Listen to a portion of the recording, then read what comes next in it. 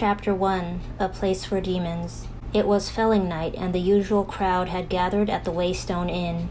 5 wasn't much of a crowd, but 5 was as many as the Waystone ever saw these days, times being what they were. Old Cobb was filling his role as storyteller and advice dispensary. The men at the bar sipped their drinks and listened. In the back room, a young innkeeper stood out of sight behind the door, smiling as he listened to the details of a familiar story. When he awoke, Taborlin the Great found himself locked in a high tower. They had taken his sword and stripped him of his tools. Key, coin, and candle were all gone. But that weren't even the worst of it, you see. Cobb paused for effect, 'cause the lamps on the wall were burning blue. Graham, Jake, and Shep nodded to themselves. The 3 friends had grown up together, listening to Cobb's stories and ignoring his advice. Cobb peered closely at the newer, more attentive member of his small audience, the smith's prentice. "Do you know what that meant, boy?" Everyone called the smith's prentice boy, despite the fact that he was a hand taller than anyone there.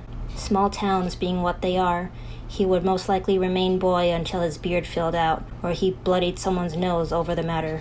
The boy gave a slow nod. "The Chandrian." "That's right," Cobb said approvingly. "The Chandrian. Everyone knows that blue fire is one of their signs." "Now how'd they find him?" the boy interrupted. "And why didn't they kill him when they had the chance?" "Hush now, you'll get all the answers before the end," Jake said. "Just let him tell it." "No need for all that, Jake," Graham said. "Boy's just curious. Drink your drink." "I drank me drink already," Jake grumbled. "I need another, but the innkeeper's still skinning rats in the back room." He raised his voice and knocked his empty mug hollowly on the top of the mahogany bar. "Hoy! We're thirsty men in here." The innkeeper appeared with 5 bowls of stew and 2 warm, round loaves of bread. He pulled more beer for Jake, Shep, and old Cobb, moving with an air of bustling efficiency. The story was set aside while the men tended to their dinners. Old Cobb tucked away his bowl of stew with the predatory efficiency of a lifetime bachelor.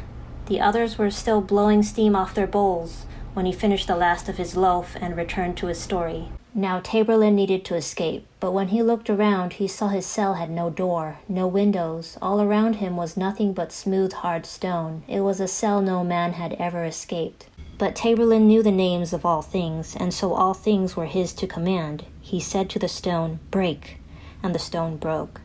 The wall tore like a piece of paper, and through that hole, Taborlin could see the sky and breathe the sweet spring air. He stepped to the edge, looked down, and without a second thought, he stepped out into the open air. The boy's eyes went wide. "He didn't." Cobb nodded seriously. So Taborlin fell, but he did not despair, for he knew the name of the wind, and so the wind obeyed him. He spoke to the wind, and it cradled and caressed him. It bore him to the ground as gently as a puff of thistledown, and set him on his feet softly as a mother's kiss.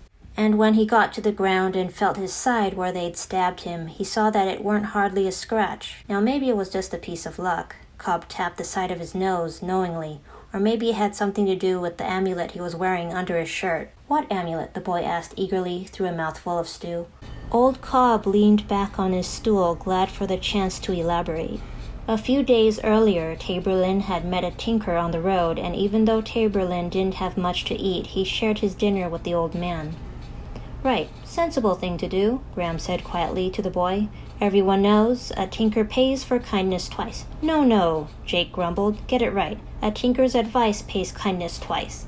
The innkeeper spoke up for the first time that night. "Actually, you're missing more than half," he said, standing in the doorway behind the bar. "A tinker's debt is always paid, once for any simple trade, twice for freely given aid, thrice for any insult made." The men at the bar seemed almost surprised to see Coat standing there. They'd been coming to the Waystone every felling night for months, and Coat had never interjected anything of his own before. Not that you could expect anything else, really. He'd only been in town for a year or so. He was still a stranger. The smith's prentice had lived here since he was 11, and he was still referred to as that Ranish boy, as if Ranish were some foreign country and not a town less than 30 miles away. "Just something I heard once," Coat said to fill the silence, obviously embarrassed. Old Cobb nodded before he cleared his throat and launched back into the story. Now this amulet was worth a whole bucket of gold royals, but on account of Taborlin's kindness, the tinker sold it to him for nothing but an iron penny, a copper penny, and a silver penny. It was black as a winter night and cold as ice to touch, but so long as it was round his neck, Taborlin would be safe from the harm of evil things, demons and such.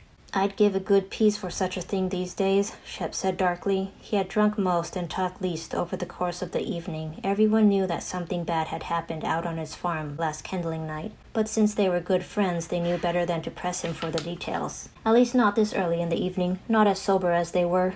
Aye, who wouldn't, Old Cobb said judiciously, taking a long drink. I didn't know the Chandrine were demons, the boy said. I'd heard. They ain't demons, Jake said firmly.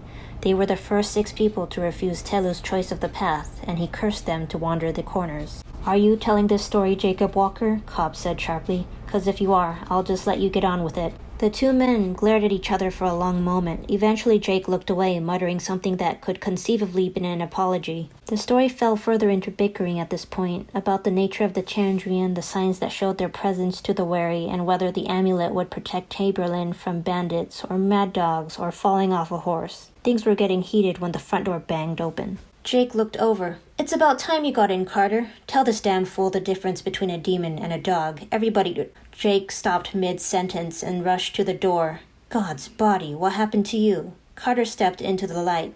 His face pale and smeared with blood, he clutched an old saddle blanket to his chest. It was an odd, awkward shape, as if it were wrapped around a tangle of kindling sticks.